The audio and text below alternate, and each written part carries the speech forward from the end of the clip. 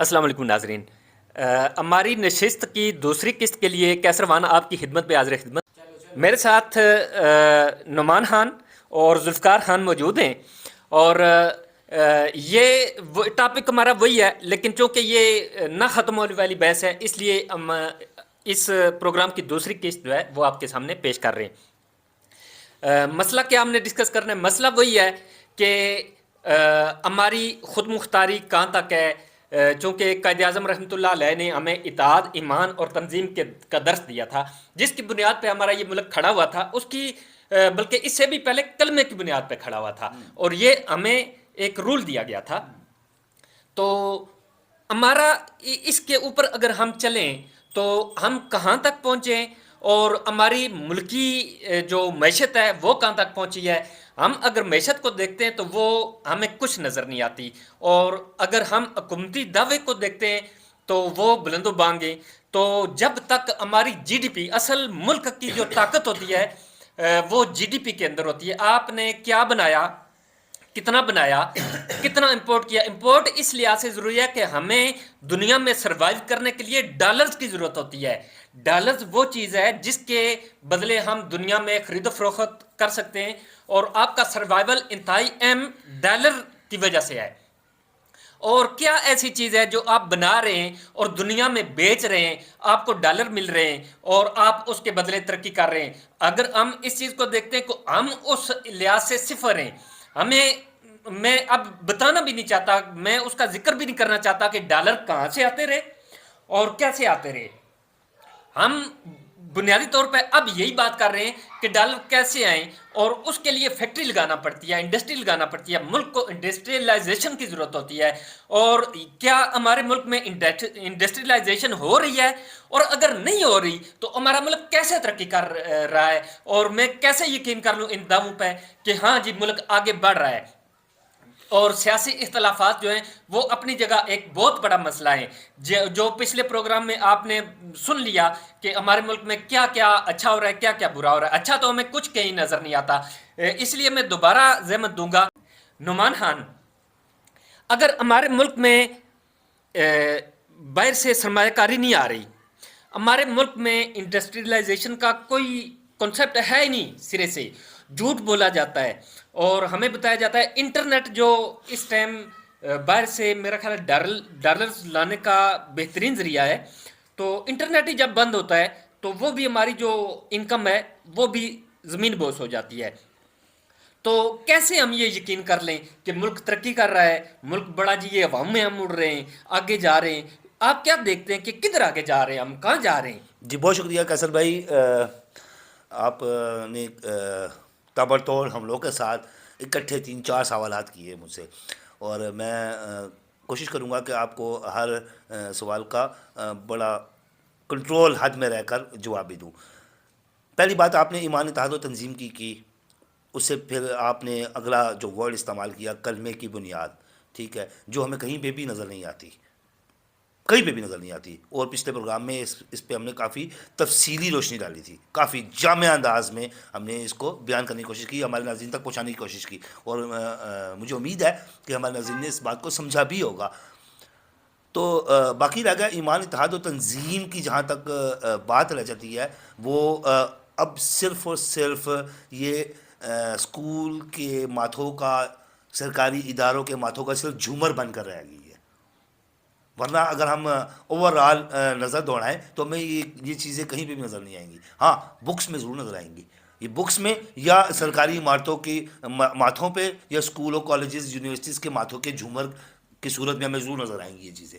Otherwise اگر ہم اس کا موازنہ کریں یا ہم اس کو چیک کرنے کی کوشش کریں تو ہمیں کسی ادارے میں یہ چیز نظر نہیں آئے گی، ہمیں اداروں میں، ہمارے معاشرے میں، ہماری اپنی لائف سٹائل کے اندر جو چیزیں نظر آئیں گی وہ کیا ہے؟ جھوٹ، فریب، نوسل بازی، دغا بازی، ایک دوسرے کے ساتھ غلط روش، بد اخلاقیات کا مظاہرہ کرنا، یہ ہمیں چیزیں نظر آئیں گی۔ سر، میں بنیادی طور پر میرا سوال اس جانب تھا کہ देख लें, पता चलता है जी क्या है जी, ये तजावुजात के खिलाफ नहीं, ऑपरेशन हो वो रहा है। आपकी बात ठीक है कासिर भाई।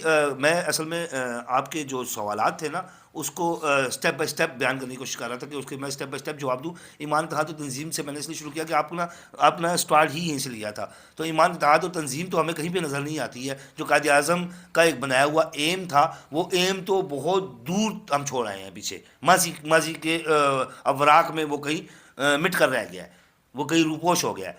तो बड़ी दुख की बात है, बहुत बड़ा अलमिया है, बहुत बड़ी तकलीफ़ की बात है कि हमने अपने बानी पाकिस्तान कायद अज़म मोहम्मद अली जिन्ना रहमतुल्लाह ताला अलैह कि इस कौल को यकसर जो सा ना पीछे रख कर और हम एक नए चक्कर व्यू में पड़ गए, एक नई दौड़ में शामिल हो गए। और जहाँ तक बात रहेगी, आपने इंडस्ट्रियल की बात की, तो इंडस्ट्रियल बिल्कुल ऐसा ही है कि बिल्कुल तबाह हाली का शिकार है। आप देख लें हमारी ये स्टील मिल के साथ क्या हुआ, फिर आप देख लें जो हमारी इंडस्ट्रीज़ के साथ हो रहा है, हमें प्रॉपर बिजली नहीं मिलती, हमें प्रॉपर गैस नहीं मिलती, तो कैसे ये इंडस्ट्रियाँ फ़रोग़ पा सकती हैं? कैसे कोई बाहर से सरमाया लाकर पाकिस्तान में लगा सकता है?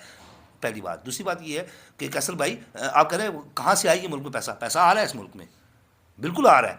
पैसा आ रहा है, किस सूरत में आ रहा है? कशकोल की सूरत में आ रहा है। हमें भीख दी जाती है, हमें भीख मिलती है, हमें ये और बेक के बदले मुझे ये बताइए कि कुछ वो भी तो एक्सपेक्ट कर रहे होंगे कि आप ये करें, जी या जी ऐसी भीख दे दी जी, जाती है उनकी बस। एक्सपेक्टेशंस के मुताबिक ही हमारे रियासती जो इक़्तिदार में लोग बैठे हुए हैं, हुक्मरान हैं जो, हमारी खारजा पॉलिसी, हमारी जी जी दाखिला जी बिल्कुल, पॉलिसी। वो उसके मुताबिक चल रहे हैं।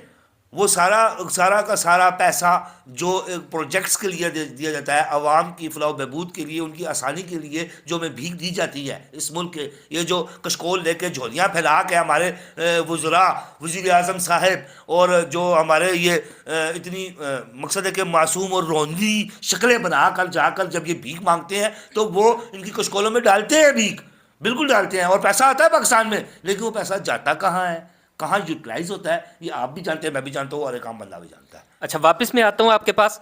चूंकि वक्त की किल्लत होती है, इसलिए मुझे जुल्फ़िकार खान के पास जाना पड़ेगा।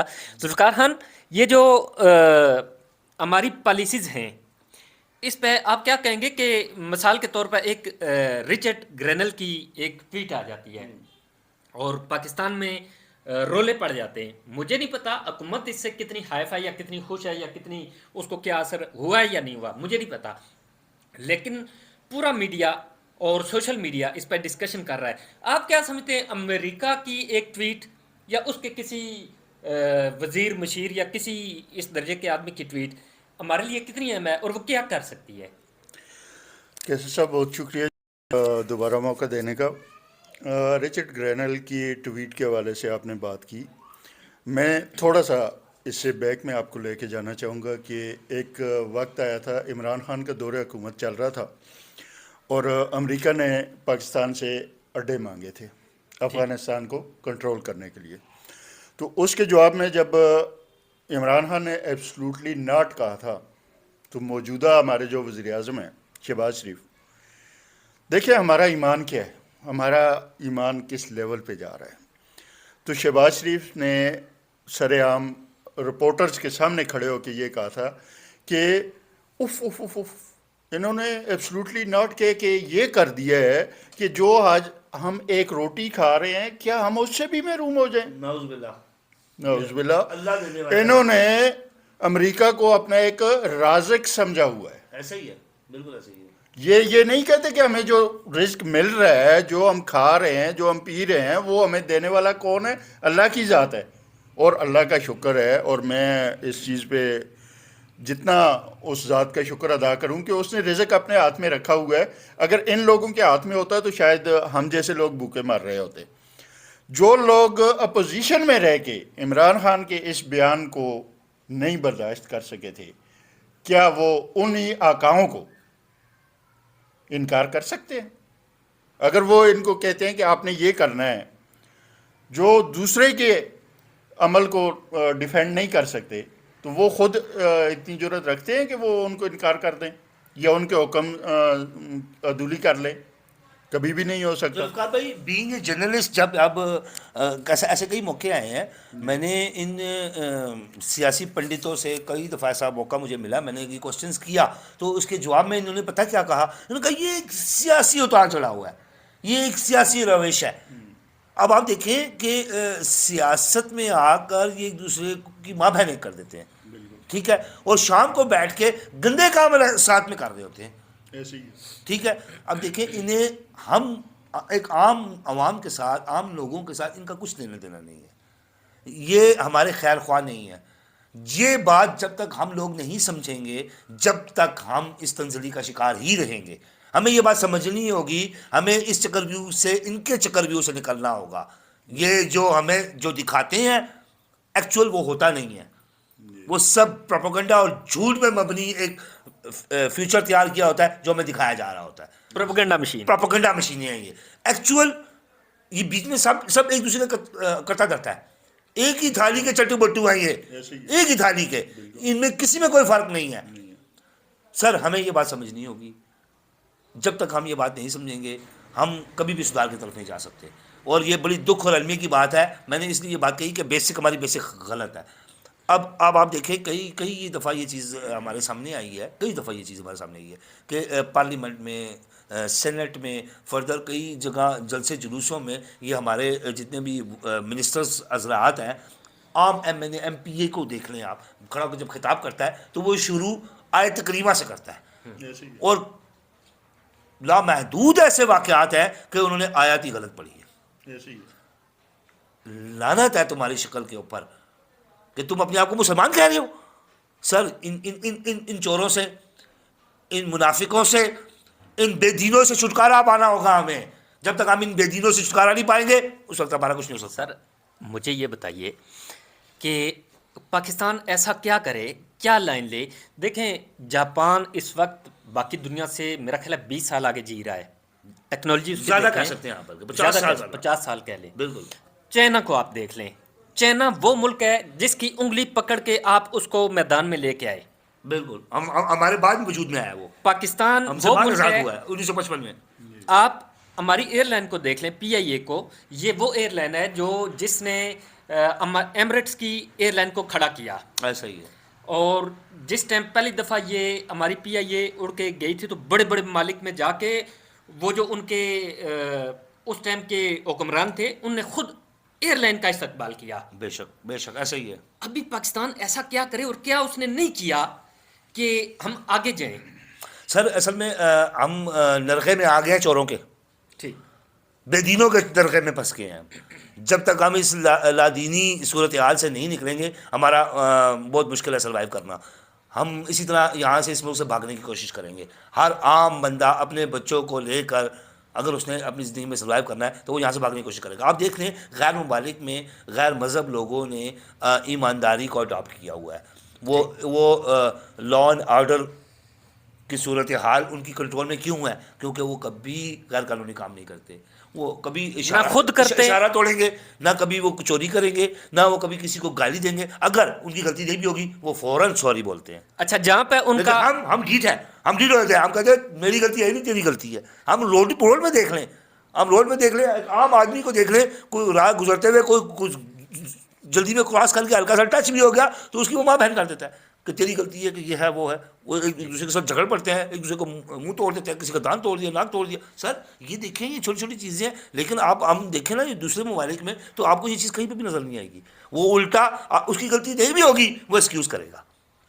اچھا میں نے یہ نوٹ کیا ہے کہ جہاں پہ عام عوام کو کسی سگنل توڑنے پہ چالان کیا جاتا ہے تو باہر کے حکمران جو ہیں وہ بھی اس سگنل پہ کھڑے ہو جاتے ہیں, اس کا احترام کرتے ہیں. اگر نہ کریں تو وہ بھی قانون کی گرفت میں آ جاتے ہیں.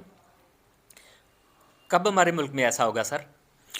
یہ تو مجھے آئندہ کئی سالوں تک ایسی چیز نظر نہیں آ رہی.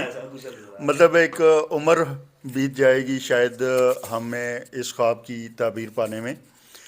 بہرحال قانون کی حکمرانی تو ہمارے ہاں ہے ہی نہیں. ابھی آپ نے پی آئی اے کے حوالے سے بات کی تو اس پہ میں تھوڑا سا آگے 2-4 الفاظ کہنا چاہوں گا. اس وقت آپ کے پاس 4 ایئر لائنز چل رہی ہیں پاکستان میں. ٹھیک ہے جی. 4 میں سے ایک آپ کے پاس کون ہے؟ پی آئی اے ہے. 3 آپ کے پاس پرائیویٹ ایئر لائن چل رہی ہیں. مجھے یہ بتائیں کہ وہ تینوں منافع میں جا رہی ہیں اور آپ کی پی آئی اے لاس میں جا رہی ہے. کیوں؟ یہ سرکار کے پاس ہے. کہ یہ سرکار کے پاس ہے. اس کو مینیج کرنے والے وہ بدھو بیٹھے ہیں جن کو پتہ ہی نہیں کہ ہم نے مینیج کیسے کرنا ہے. کرنی ہے. ٹھیک ہو گیا جی. اب وہ 3 جو ہیں وہ منافع میں جا رہی ہیں. کیوں؟ وہ پرائیویٹ مالکان کی، ان کو پتہ ہے، انہوں نے پروفیشنل لوگ رکھے ہوئے ہیں. وہ پروفیشنل لوگ ہیں. وہاں پہ سفارشی نہیں ہے، وہاں پہ مامے چاچے تائے والی بات نہیں چلتی. یہاں پہ آپ نے مراحت دینی ہے ان کو. آپ کی ایئر لائن کا بیڑا غرق ہوتا ہے تو ہونے دیں. یہی حال سٹیل مل کے حوالے سے میں بات کروں گا. سٹیل مل آپ کی کب سے خسارے میں جا رہی ہے، بلکہ بند ہو چکی ہے. اتفاق فاؤنڈری کیوں نہیں خسارے میں جا رہی؟ دیگر سٹیل ملز آپ کی کیوں نہیں خسارے میں جا رہی؟ کیونکہ وہ ریاست کی نہیں ہے نا. وہ ہر سال 200 گنا زیادہ ان کا منافع بڑھتا جا رہا ہے. تو یہ کیا ہے؟ یہ ہماری مینجمنٹ کی کمزوری ہے. ہمارے اندر جو ہے ان چیزوں کو بدنیتی ہے، اور ہم نیک نیتی سے ملک کی اثاثہ جات کو آگے بڑھانا ہی نہیں چاہتے. ہمارا زور ہی اس چیز پہ ہے کہ ہم ذاتی اثاثہ جات کی پرواہ کرتے ہیں، ان کی دیکھ بھال کرتے ہیں، ان کی گروتھ کے حوالے سے ہم فکر مند رہتے ہیں. لیکن جو سرکاری چیز ہے، جو عوام کے ٹیکس کے پیسے سے بنائی گئی ہے، اس کی ہمیں پرواہ نہیں ہے. تو پھر ہم کیسے خواب دیکھ سکتے ہیں کہ 10 سال بعد یا 5 سال بعد یا 15 سال بعد ہم ایسے مقام پہ آئیں گے کہ ہماری یہ جو قومی اثاثے ہیں یہ ترقی کر رہے ہوں گے اور ہم ترقی کی منازل طے کر رہے ہوں گے. ہمارے ملکی قوانین اگر دیکھیں تو 1850، 1860، 1950 یوں چل رہے ہیں. یہ دیکھ لیں آپ، تھانوں میں جو دفعات لگتی ہیں ان کو، اگر آپ تو ماشاءاللہ تجربہ کار صافی ہیں، تو ان میں 100 سال، 150 سال، 50 سال، 50 تو خیر پاکستان بن گیا تھا، لیکن اتنی وہ برطانیہ کے دور کی جو دفعات لگتی ہیں. ہماری اسمبلی نے آ کے کیا کیا، ہمیں کیا دیا؟ دیکھیں نا، جب تک لیجسلیشن نہیں ہوگی تو عوام کیسے مستفید ہوگی؟ ہمارے حکمران جو سلیکٹ ہو کے آتے رہے، میں تو نہیں مانتا سلیکٹ ہوتے رہے، لیکن یعنی ایک صاف شفاف انتخابات کے ذریعے، تو میرا ضمیر نہیں گوارا کرتا کہ کوئی بھی آیا ہے. اس کے باوجود انہوں نے آ کے کیا کیا؟ عوام کی کتنی رہنمائی کی، لیجسلیشن، قوانین کتنے اپنے ملک کی ضروریات کے مطابق جدید سانچے میں ڈالے، مجھے نظر نہیں آتا. آپ اس بارے میں کیا کہتے ہیں؟ میرے خیال سے تو یہ سب سے بڑی زیادتی یہی کی گئی ہے کہ جو ہمیں قوانین جدید کرنے تھے، جو ہمیں جدیدیت چاہیے تھی، وہ ہوئی نہیں. آلریڈی بالکل آپ کی اسمبلی جو ہے وہ سوائے تنہائیں بڑھانے کے اس کے علاوہ کوئی کام ہی نہیں کرتی. آپ نے خود ہی جواب دے دیا ہے اس کوشچن کا کیسر بھائی. اصل میں اس کا جواب بھی یہی ہے کہ یہ جو اسمبلیاں اور یہ جو جتنے بھی یہ کرتا دھرتا بیٹھے ہوئے ہیں، انہوں نے اپنے، دیکھیں، ججوں کا، پولیس افسران کا، آرمی افسران کا، یہ آپ کے سیاسی جتنے بھی پنڈت ہیں، ان کی مراعات کا اگر آپ دیکھیں تو یہ اسمبلیوں کا کام جسٹ ان تک محدود ہے. آپ دیکھیں کتنی بڑی شرم کی بات ہے. آج بھی آپ اگر اسمبلی میں جائیں نا، ٹھیک ہے، آپ کو وہاں پہ 1.5 روپے کی بریانی کی پلیٹ ملے گی، مرغے کی بریانی کی. جی ہاں، اور یہاں پہ 450 روپے کی پلیٹ ہے بریانی کی. ایک عام بندہ 450 روپے کی پلیٹ کھاتا ہے. کم سے کم کسی ٹھیلے والے کے پاس بھی جائیں گے، وہ بھی 200 سے 250 روپے لے رہا ہے بریانی کی پلیٹ کا. اور اسمبلی میں سر آپ کو 1.5 روپے کی پلیٹ مل رہی ہے. اسمبلی میں روٹی 1 روپے کی ہے جی، اور یہاں پہ روٹی 20 روپے کی روٹی ہے جی. 75 پیسے کا چائے کا کپ، 75 پیسے کا چائے کا کپ ہے، 1 روپے کی روٹی ہے. وہ دیکھیں ان غریبوں کو جن کو ہم منتخب کر کے بیچتے ہیں، جن کے اثاثے آپ چیک کریں تو آپ کے کانوں میں سے دھواں نکل آئے گا سر. جن کے کتے فارچونر میں جناب ان کی فیڈ لائی جاتی ہے، جن کے کتے فارچونر میں واک کرنے کے لیے باہر کرتے ہیں، فارچونر میں جاتے ہیں، تو واک کرا کے پیشاب کروا کے دوبارہ فارچونر میں یا ویگو ڈالے میں وہ گھر آ رہے ہوتے ہیں. تو آپ اندازہ لگائیں، یہ اتنے غریب لوگ ہیں، یہ اتنی بے غیرتی اور اتنی بے حسی انہوں نے مچائی ہوئی ہے کہ انہوں نے یہ لوٹ کھسوٹ کا بازار گرم کر رکھا ہوا ہے. یہ اتنے بڑے لٹیرے ہیں سر. یہ محب وطن نہیں ہے، یہ انہیں پاکستان سے کچھ لینا دینا نہیں ہے. ہم پاکستانی ہیں، ہم تڑپ رہے ہیں، ہم کلپ رہے ہیں. کیوں؟ کیونکہ یہاں پہ یہ جو صورت حال ہے، جو ان لوگوں نے یہاں پہ یہ صورتحال کریٹ کی ہوئی ہے، ہم اس کے اوپر تڑپ رہے ہیں، ہم اس کے اوپر بلک رہے ہیں، چیخ رہے ہیں، اور اسی چیخنے پہ، اسی بلکنے پہ ہم بھی کسی روز مسنگ پرسنز میں شامل ہو جائیں گے، ہم بھی کسی نہ کسی عطاب کا شکار ہو جائیں گے، ہم پہ ایف آئی آرز کاٹی جائیں گی، کاٹی بھی گئی، ہمیں ٹارگٹ کیا گیا۔ آج ہم کسی ایم این ایم پی کے بارے میں کئی دفعہ میں بولا ہوں، اور آپ یقین کریں مجھے کتنا تھریٹ ملا۔ میں وہ واحد صحافی ہوں اس ٹیکسلا تحصیل کا جس نے پاکستان آرڈیننس فیکٹری کے قائم مقام ویلفیئر کے انچارج فاروق سلطان کے خلاف خبر لگائی، اس کی بے قاعدیوں کے خلاف خبر لگائی، جو کرپشن ہو رہی تھی وہاں پہ، اور مجھے وہ تھریٹ کرتا رہا، مجھے وہ گالیاں دیتا رہا، لیکن کچھ کر نہیں سکا۔ کیوں؟ کیونکہ میرے پاس ثبوت تھے۔ وہاں پہ مجھے F I U, special branches اور تمام ایجنسیوں نے مجھے کالز کی، کبھی کرنل کر رہا ہے، کبھی میجر کر رہا ہے، کبھی حوالدار کر رہا ہے، یہ کر دیں گے وہ کر دیں گے۔ میں نے کہا یار کرو، میں اس ملک کی خاطر جان دینے کے لیے، حق کی خاطر جان دینے کے لیے بیٹھا ہوں۔ میں ابھی پٹھان کا بچہ ہوں، میں مر جاؤں گا لیکن حق کی آواز اٹھاتا رہوں گا، تم نے جو میرا کرنا کر لو۔ میں اس ملک پاکستان سے محبت کرتا ہوں، اور ہر وہ شخص جو اس وطن سے محبت رکھتا ہے، جو انسیت رکھتا ہے، وہ حق کے لیے اپنی جان دینے سے دریغ نہیں کرے گا، ایک قدم بھی پیچھے نہیں ہٹے گا۔ میرا کام ہے بولنا، میرا کام ہے بے قاعدگیوں کی طرف اشارہ کرنا، ان کو ہائی لائٹ کرنا، اور میں کرتا رہوں گا۔ میں اپنی ڈیوٹی، اپنا کام، اپنا کرتویہ ایمانداری سے نبھاتا رہوں گا۔ اس کے لیے مجھے جتنا مرضی بڑا نقصان اٹھانا پڑے، ذوالفقار بھائی، کیسر بھائی، میں اٹھانے کے لیے تیار ہوں۔ مجھے اللہ کے سوا کسی سے کوئی ڈر نہیں ہے۔ یہ کیسر بھائی حدیث بھی ہے کہ جابر حکمران کے سامنے کلمہ حق کہنا اصل جہاد ہے، اور یہی جہاد آج پاکستان میں اس وقت آپ کا گناہ بنتا جا رہا ہے۔ اگر آپ سچ بولیں گے آپ اٹھا لیے جاؤ گے، آپ کے پیچھے ویگو ڈالے آ جائیں گے، آپ کو کسی نہ کسی حوالے سے اتنا ایک ذلیل و خوار کر دیا جاتا ہے کہ آپ مجبور ہو جاتے ہیں اس حق کی بات سے پیچھے ہٹنے پہ۔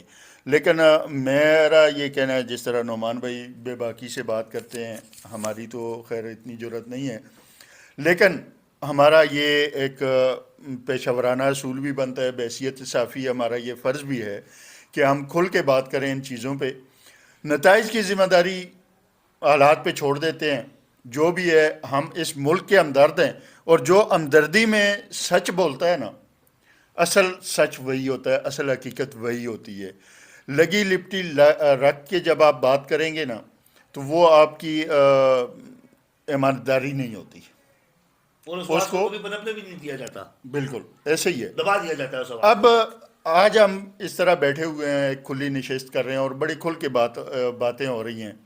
اگر ہمیں کوئی تھریٹ دی جاتی ہے یا ہمارے ساتھ کچھ بھی کر دیا جاتا ہے تو کم از کم ہمارا ضمیر تو مطمئن ہوگا الحمدللہ کہ ہم نے جو بولا ہے وہ اس عوام کے لیے، اس ملک کی اچھائی کے لیے، جس ملک کا ہم کھاتے ہیں، جو ہماری پہچان ہے، جس میں ہمارا رہنا سہنا ہے، کیونکہ اس میں رہنا سہنا ہمارا ہی ہے۔